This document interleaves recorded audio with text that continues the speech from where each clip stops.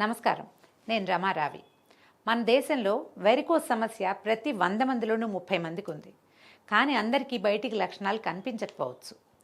ఈ సమస్య, ఈ లక్షణాలు ఉంటే తప్పకుండా చికిత్స తీసుకోవాలని డాక్టర్లు, నిపుణులు చెప్తున్నారు. అసలు ఈ సమస్య ఎందుకు వస్తుందో తెలుసుకుందాం. బలహీనమైన లేదా దెబ్బతిన్న సిరల్లో అధికమైన రక్తపోటు, వయసు మీద పడ్డం, అధిక బరువు లేదా ఊబకాయం, ఎక్కువసేపు కూర్చోటము లేదా ఎక్కువసేపు నిలబడేలాంటి ఉద్యోగాలు, యాక్టివ్ లైఫ్ స్టైల్ లేకపోవటం. ఇప్పుడు దీని చికిత్స గురించి తెలుసుకుందాం.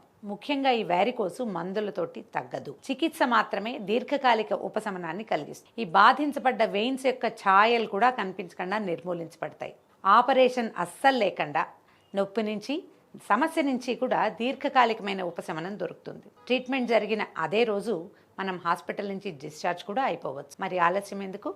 ఈరోజే మీ దగ్గరలోని డాక్టర్ రాజా వి కొప్పల్ గారి అవిస్ హాస్పిటల్ని సంప్రదించండి.